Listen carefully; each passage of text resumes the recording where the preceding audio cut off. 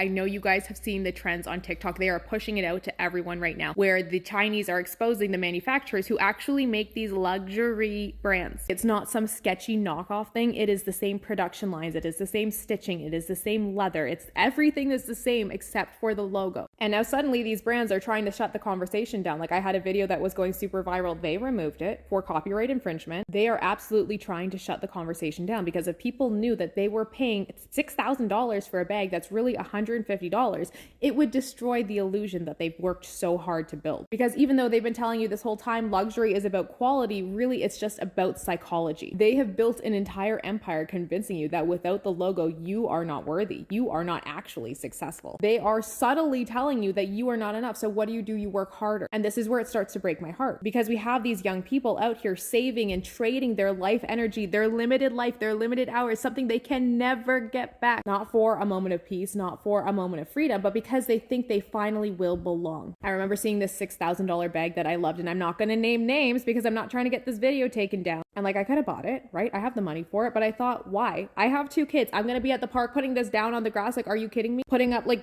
old banana peels inside, crushed up water bottles? Hell no. Am I really going to carry a mortgage payment on my arms while I'm chasing toddlers? So I bought the dupe, and you know what? I love it. We love her. She's beautiful. And I didn't have to stress and trade so many hours of my life to get it. I get the look, I get the function, I get the joy, and now I have $5,900 extra that I can spend in places that actually bring me more happiness, like traveling. Because consumer shit, like a new bag, a rollie, whatever, like that'll make you happy for a moment, but what actually makes you happy is freedom. The real rich know this because they've tricked you into believing that, oh, you're just paying this much more because it's quality, because it's made in France. But really what they're selling you is an identity. They're selling you a way to belong. But you have to ask yourself, at what cost? That $6,000 bag, how many weeks of your life did you have to work for to pay for that? That's a girl's trip that you don't get to go on. That's debt you didn't get to pay down. That's your retirement that you didn't get to save for. That's time that you use that you will never get back, that you could have been spending instead of working for that money. You could have been spending it doing something you actually love. Because when you spend less money, you can work less. When you spend less money, you can retire sooner. Like, what good is a Rolex if it just tells you when your lunch break is over? What good is a G-Wagon if you just spend all your time crying in it while you're driving to a job that you hate? Stop letting them convince you that a logo is literally worth your life.